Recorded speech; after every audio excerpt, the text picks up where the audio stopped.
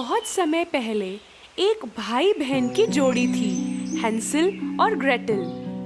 जब वो बहुत छोटे थे, उनकी माँ गुजर गई थी। वो अपने पिता के साथ जंगल में एक झोपड़े में रहते थे। उनके पिता पैसे कमाने के लिए लकड़ी काटते थे। काम और बच्चों की देखभाल के बीच में पिस पिस के उन्होंने दोबारा शादी करने का फैसला किया। उनकी नई पत्नी बहुत अमीर परिवार से थी। उनको पसंद नहीं था कि वे गरीब थे और एक झोपड़े में रहते थे, और उसे अपने सौतेले बच्चों से बहुत नफरत थी।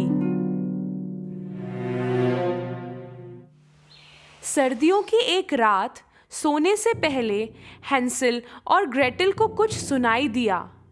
उनकी नई माँ उनके पिता से कुछ बोल रही थी। सर्दियों में गुजारा कैसे करेंगे? खाने का सामान कम पड़ेगा। इन बच्चों को भगाओ, वरना हम सब मरेंगे। उनके पिता ने आवाज उठाई, तुम चुप रहो। मैंने सोच लिया है, कल इनको कहीं दूर जाके छोड़ देंगे। ये सुन के ग्रेटल रोने लगी।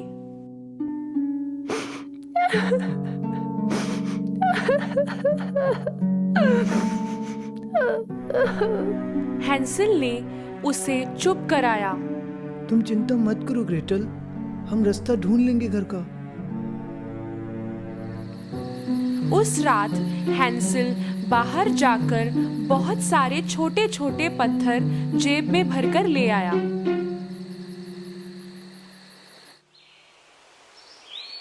अगली सुबह वो सब घर से दूर जाने लगे। उनके पिता ने बताया कि वो पिकनिक पे जा रहे हैं। चलते चलते चुपके से हैंसल पत्थर गिरा गिरा के निशानी बना रहा था।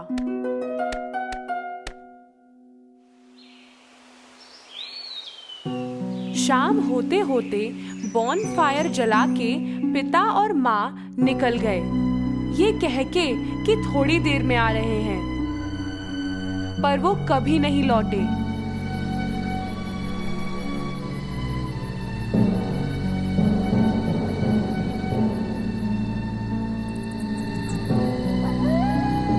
रात ढलते ही जंगली जानवरों की आवाजें चारों ओर गूंजने लगी। ये सब सुन सुन के हैंसल और ग्रेटल वही आग के पास ही बैठे रहे जब तक कि चांद नहीं आया। अब वो उनके डले हुए पत्थरों को देख देख कर घर की ओर जाने लगे। अच्छा किया हैंसल, कितने समझदार हो तुम।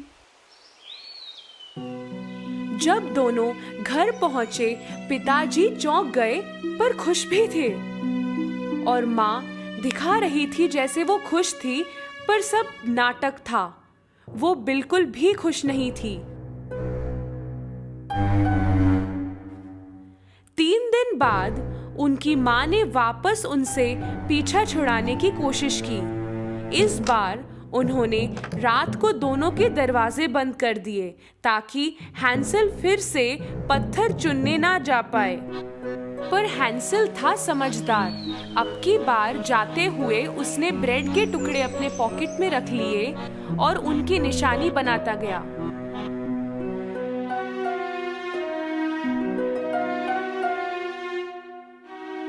दोपहर को बहाने से माँ और पिता निकल लिए, फिर से इन दोनों को छोड़ के। उनके आने की उम्मीद जब खत्म हुई, हैंसल और ग्रेटल सूरज ढलने से पहले रवाना हो गए। पर अब की बार उन्हें ब्रेड के निशान नहीं मिले, क्योंकि सारा ब्रेड तो चिड़िया चुग गई थी। ग्रेटल रो रही थी और हैंसल भी लाचार था। अब के ये दोनों खो गए, ना खाना ना पीना, और जान को मुसीबत अलग से। वो 3 दिन यूं ही घूमते रहे। तीसरे दिन उनको एक बेहद सफेद चिड़िया दिखी। उसने इनको गा के सुनाया।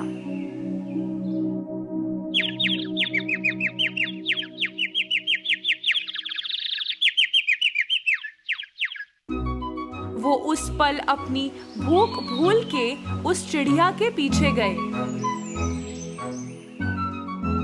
और पीछा करते हुए पहुंचे एक अजीब से घर के बाहर।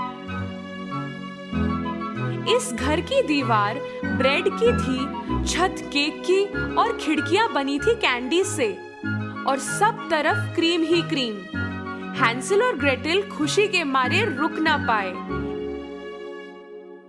सारी थकान भूल के उस घर की ओर भागे। जैसे ही वो उससे कुछ खाने को गए, अंदर से एक आवाज आई, अरे कौन काट रहा है मेरे घर को? उनको दरवाजे पर एक बहुत प्यारी सी दादी माँ दिखी। उन्होंने उनको सारी घटनाएं बताई तो उन्होंने उन दोनों को अंदर बुला लिया। घर के बाहर और अंदर बिल्कुल अलग था। अंदर अंधेरा था और अच्छा महसूस नहीं हो रहा था, पर भूख से परेशान उन दोनों ने ज्यादा सोचा नहीं। उस औरत ने उन्हें तरह तरह की चीजें खिलाईं, ऐसी भी जो उन्होंने पहले कभी नहीं खाई थी। और रात को जिस पे सोए वो बिस्तर इतना मुलायम। सुबह उठे तो देखा कि वो औरत नहीं थी कहीं। उन्हें ढूंढने लगे दोनों। वहीं उन्हें एक छोटा सा दरवाजा दिखा। अंदर गए तो बक्से भर के खजाना पड़ा था। दोनों चौंक गए। हैंसेल और पास से देखना चाहता था। तभी उनकी आवाज फिर आई, क्यों जी, क्या कर रहे हो? दोनों घूमे और वो चुड़ैल ठीक सामने खड़ी थी। मालूम हुआ कि वो औरत एक चुड़ैल थी जो इन बच्चों को अपने तहखाने ले जाने के लिए ललचा रही थी। उन्होंने भागना चाहा पर दरवाजा बंद हो गया। चुड़ैल ने हैंसेल को बालों से पकड़ा और एक पिंजरे में डाल दिया। ग्रेटेल को वो किचन ले आई घसीट के। तेरा भाई बहुत दुबला है, उसे मोटा करने के लिए खाना बना। मोटा ताजा होगा तो मुझे उसे खा के मजा आएगा। पर तू कुछ मत खाना, सिर्फ वही खाएगा।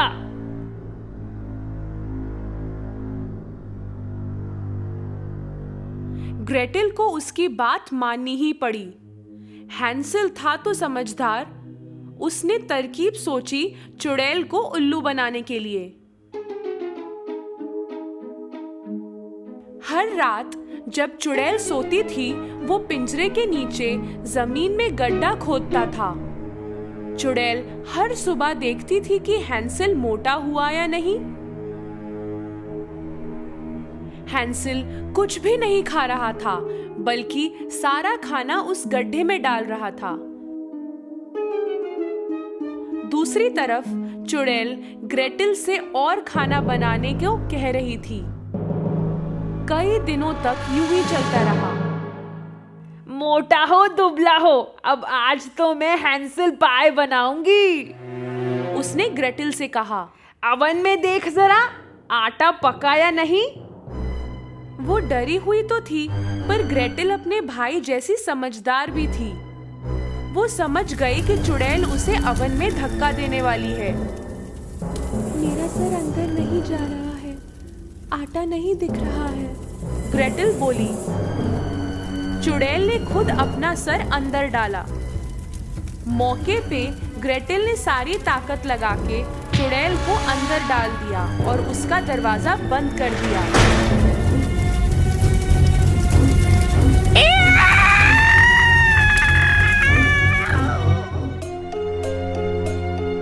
ग्रेटेल को पता था कि चाबी कहाँ रखी है।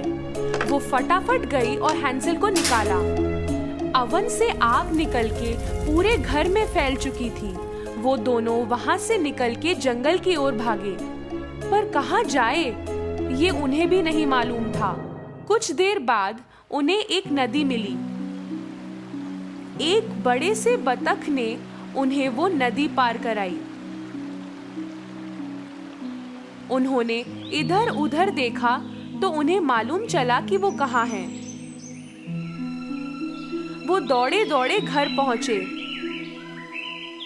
बच्चों को देख पिता बहुत खुश हुए।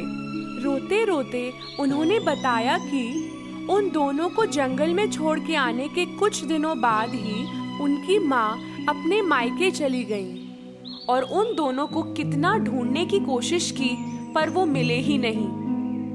दोनों बच्चे अपने पिता से इतना प्यार करते थे कि उन्होंने सब भुला दिया। पर वो पिता के लिए एक सरप्राइज लाए थे। उन्होंने अपनी जेब से ढेर सारे हीरे मोती निकाले जो उन्हें चुड़ैल के घर में मिले थे।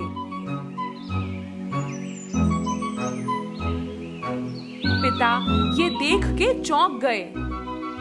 उनके परिवार को फिर कभी तकलीफ नहीं हुई और वो खुशी खुशी रहने लगे।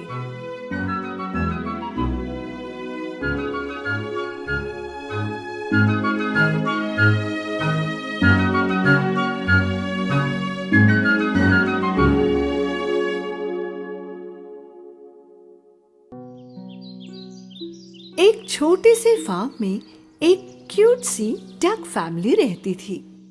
मम्मी डक अपने अंडों पर बैठकर उनमें से अपने बच्चों के बाहर आने का इंतजार कर रही थी।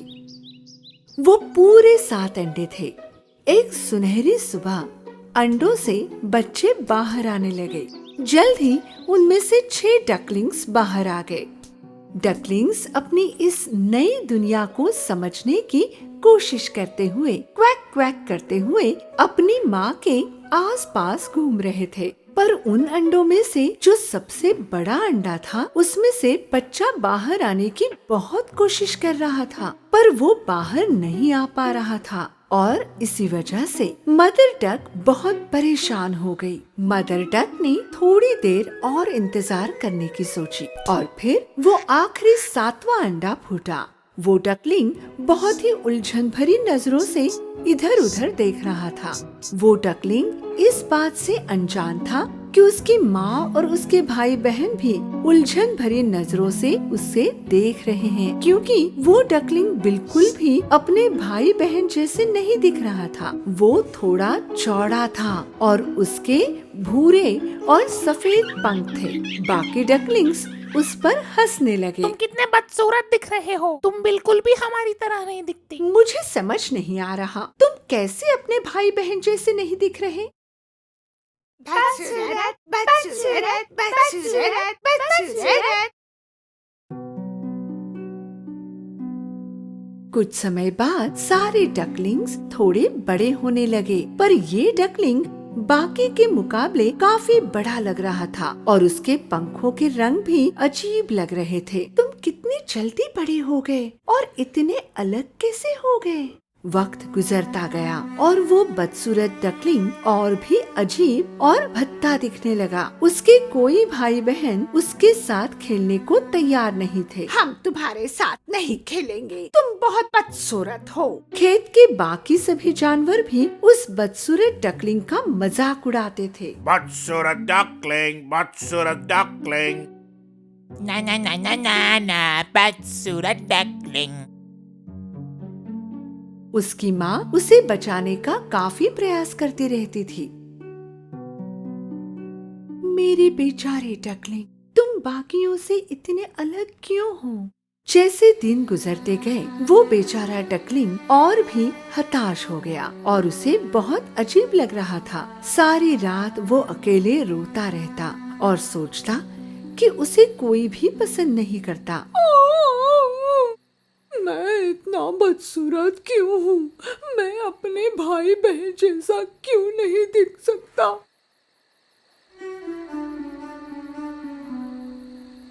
एक दिन कुछ शिकारी उस तालाब के किनारे आ पहुँचे जहाँ वे लोग रहते थे।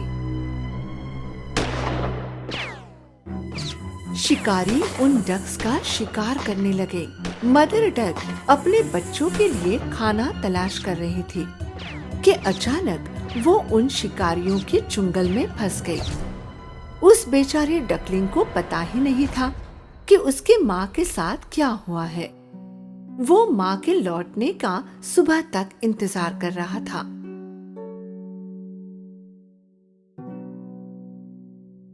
बेचारे को पता ही नहीं था कि क्या करे। सबसे पहले वो कुत्ते के पास गया। कुत्ते ने उसे चले जाने को कहा। चले जाओ, किसी ने मुझे तुम जैसे एक बदसूरत डक से बात करते हुए नहीं देखना चाहिए। कुछ देर बाद वो मुर्गी के पास गया, पर उस मुर्गी ने भी उसका मजाक उड़ाया। मैं भी तुमसे अच्छी दिखती हूँ। आख बाबा, बदसूरत डकलिंग बहुत ही उदास हो गया था। किसी को भी मैं यहाँ नहीं चाहिए। अगर मेरी माँ वापस नहीं आती है तो मेरे इस खेत में रहने की कोई वजह नहीं दिख रही।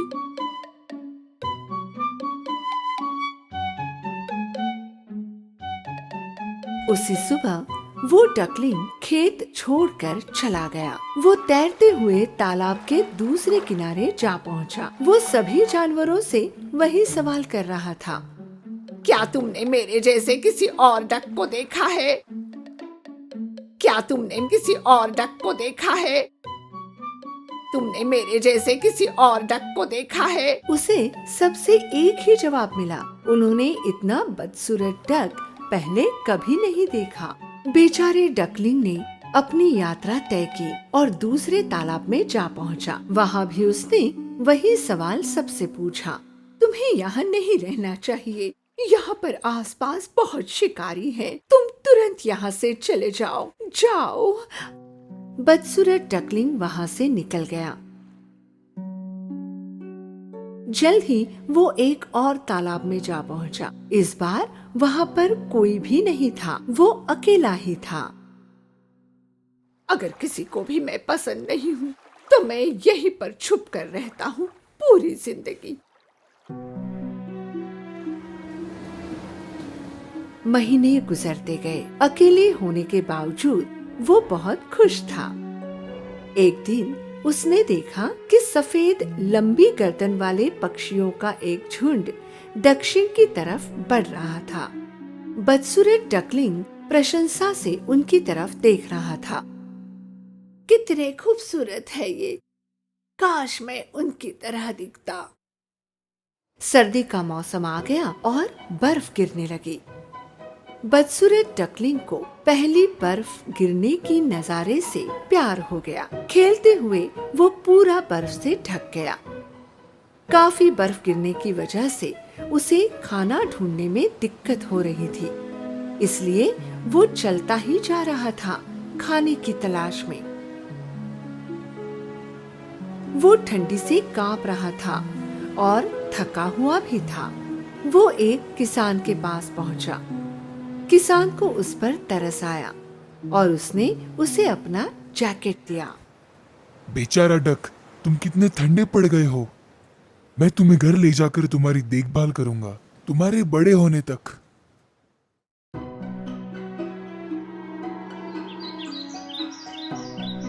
किसान ने जैसे कहा वैसे ही किया।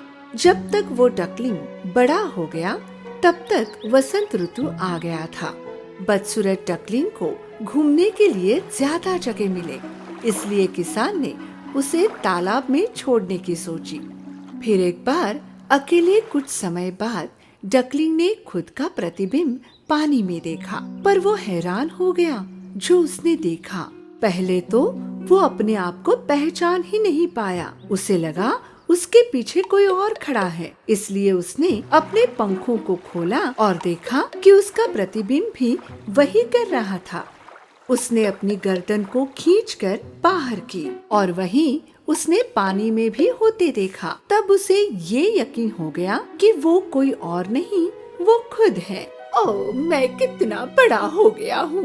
मैं आसमान में उड़ते हुए पंछियों की तरह दिख रहा हूँ। मुझे घर वापस जाना चाहिए और अपने आप को सभी को दिखाना चाहिए। जब वो तालाब में तैरते हुए जा रहा था, रास्ते में उसे हंसों का झुंड मिला। क्योंकि वो अब उन लोगों में से ही एक था, उन्होंने उसे अपने साथ ले लिया। वो बदसूरत डकलिंग अब उन हंसों के साथ खुशी से तैरते हुए जा रहा था। एक लड़का जो तालाब के किनारे था, इन हंसों को देखकर चिल्लाते हुए अपने दोस्तों को बुलाने लगा। उस छोटे वाले को देखो जो सबसे आखिर में तैर रहा है। ये सबसे खूबसूरत हंस होगा, इसे मैंने पहले कभी नहीं देखा। हाँ, वो पहले से ही एक हंस था। दुर्भाग्य से वो अंडा बाकी डक्स के अंडों के साथ मिल गया था।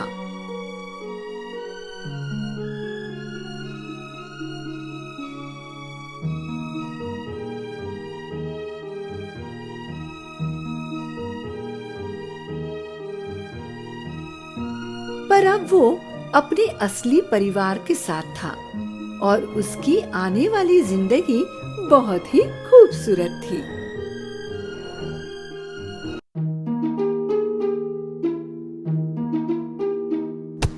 बहुत पहले की बात है, अली बाबा नाम का एक कारपेंटर हुआ करता था। वो अपनी पत्नी के साथ गरीबी में जिंदगी गुजार रहा था। अली बाबा अपने गधे को लेकर जंगल में लकड़ियां काटने जाया करता था और उन्हीं लकड़ियों को बेच के घर चलाता था। एक दिन वो लकड़ियां काटने जंगल गया, तभी उसे आवाज सुनाई दी घोड़ों के एक टोली की, और उसे घबराहट होने लगी। शायद ये चोर है, मैं छुप जाता हूँ। गधे को झाड़ियों के पीछे छुपा के अली बाबा पेड़ पर चढ़ गया। वो टोली सीधे उस पेड़ के नीचे ही आके रुकी।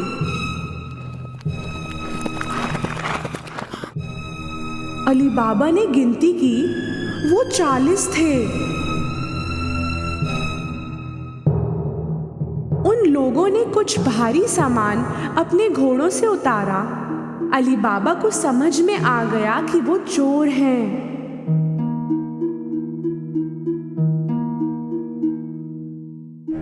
उनका सरदार एक बड़े चट्टान की तरफ गया और चिल्लाया, खुल जा सिम सिम। तभी कुछ अजीब सा हुआ। वो बड़ा चट्टान हट गया एक गेट की तरफ और सामने थी एक गुफा। सभी चोर एक एक करके अंदर गए अपने भारी सामान के साथ। आखिरी चोर के जाते ही वो चट्टान फिर से अपनी जगह आ गया। अली बाबा को भरोसा नहीं हुआ, पर थोड़ी देर में वो चट्टान फिर हिला और चोर बाहर आए।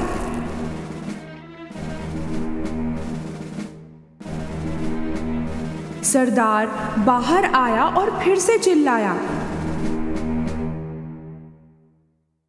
बंद हो जा सिम सिम। उस चट्टान ने फिर से रास्ता बंद कर दिया और वो थोड़ी ही देर में घोड़े पे सवार होके चले गए। अली बाबा पेड़ से नीचे उतरा और सीधे चट्टान की तरफ गया। उसने वही शब्द कहे, खुल जा सिम सिम। वो चट्टान गड़गड़ाहट की आवाज के साथ फिर से हटा। अली बाबा अंदर गया। अंदर जो था वो देख के उसका सिर फिर गया। सोने के सिक्के, हीरे, खजाने यूं ही बिखरे हुए थे।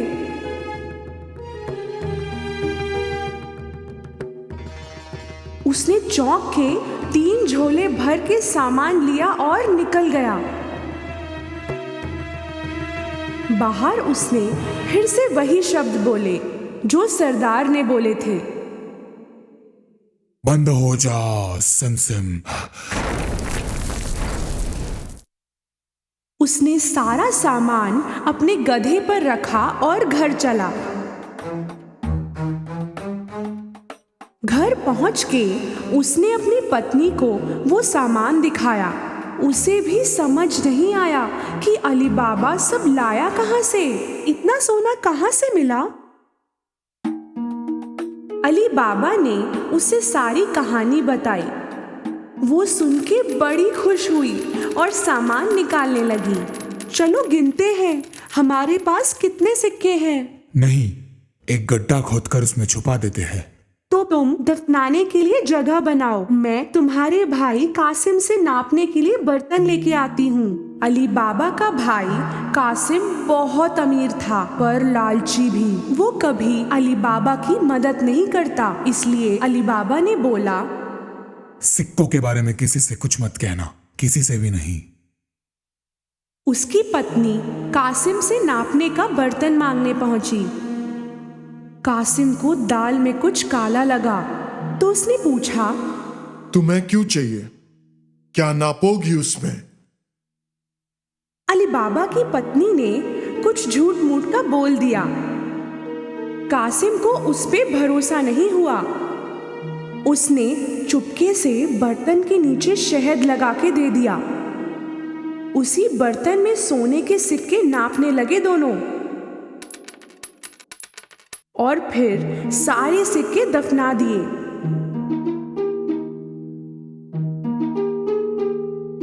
उसके बाद अली बाबा की पत्नी कासिम को बर्तन लौटाने गई, पर उसने देखा ही नहीं कि बर्तन के नीचे सोने के सिक्के चिपक गए हैं। ये बहुत बड़ी गलती की उसने। कासिम को बर्तन मिलते ही उसने नीचे की तरफ देखा।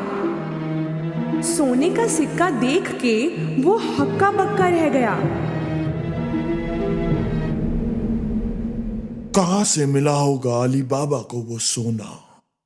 कासिम की नींद उड़ गई। सुबह होते ही वो अली बाबा के घर गया और उसे बर्तन के नीचे लगा हुआ सिक्का दिखाया। अली बाबा, तुम सोना खरीद तो नहीं सकते, कहाँ से आया ये सोना? बताओ मुझे। अली बाबा ने उसे सारी कहानी बताई ताकि वो किसी और को इसके बारे में ना बताए। अगर तुम मुझे उस जगह नहीं ले चलते तो मैं चोरों को बता दूंगा तुमने क्या किया। पर कासिम, अली बाबा को मालूम था कि कासिम सच में बता देगा, इसलिए उसे उस जगह ले जाना ही पड़ा। वो गुफा इसी चट्टान के पीछे है। अब चलो यहाँ से, कहीं वो चोर फिर ना आ जाए। दोनों वापस घर लौट आए, पर कासिम का ध्यान वहीं गुफा में था। वो हाथों हाथ 2 गधे लेकर गुफा पहुंचा। वहां पहुंचते ही उसने वो शब्द दोहराए जो अली बाबा ने बोले थे, खुल जा सिम सिम। वो चट्टान हट गया और रास्ता खुल गया। कासिम को भरोसा नहीं हुआ। अंदर का नजारा उसे हक्का बक्का कर गया। इतना सोना देख के उसका दिमाग खराब हो गया। जल्दबाजी में उसने सोना भरा अपने झोलों में।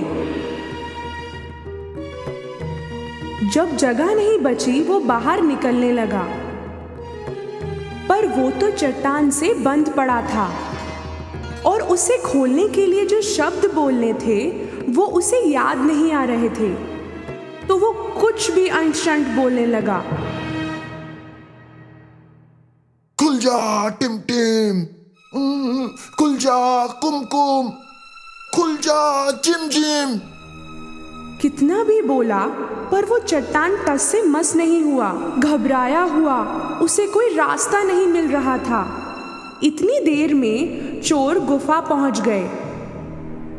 उनको कासिम के गधे देख के शक हुआ और उन्होंने अपनी तलवार निकाली।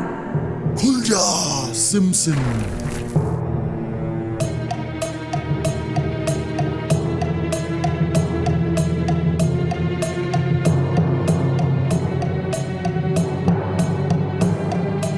रास्ता खुलते ही चोरों ने कासिम को पकड़ लिया और उसे सजा दी।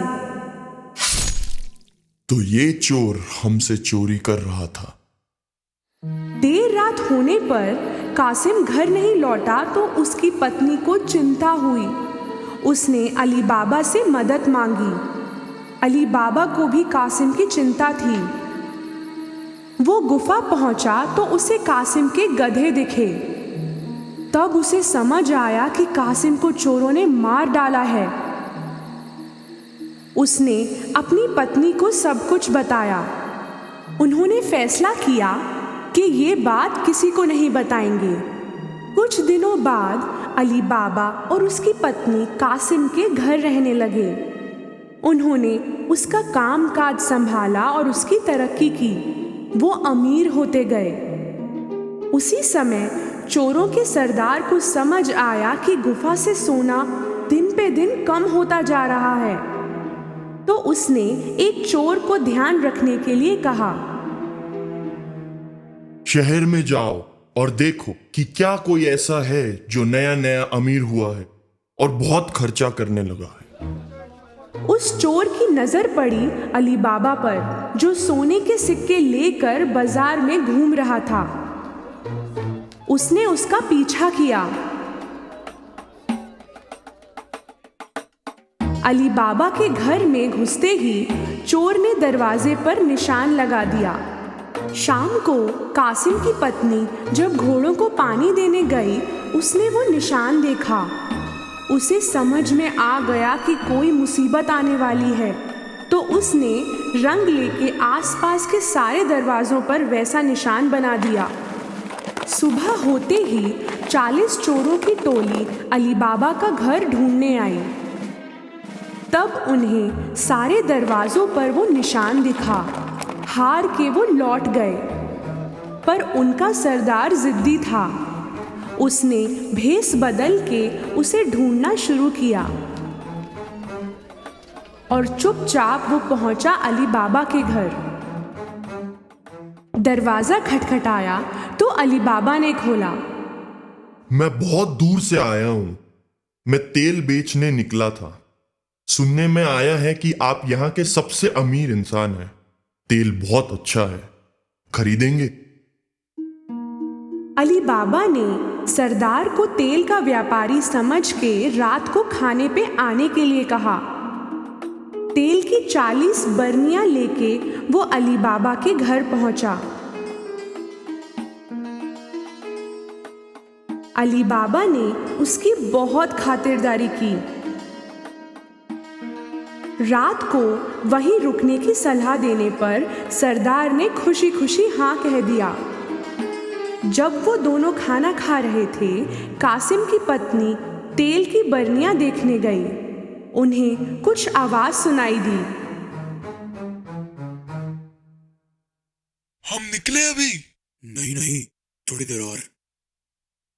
तब उन्हें समझ आया कि तेल नहीं, इनमें तो चोर छुपे हैं। और उसे समझ आया कि ये लोग क्यों आए हैं। वो रसोई में गई और काफी तेल गरम किया और हर एक बरनी में गरम तेल डाला। अंदर बैठे चोरों की हालत खराब हो गई और वो कुछ कर भी ना पाए।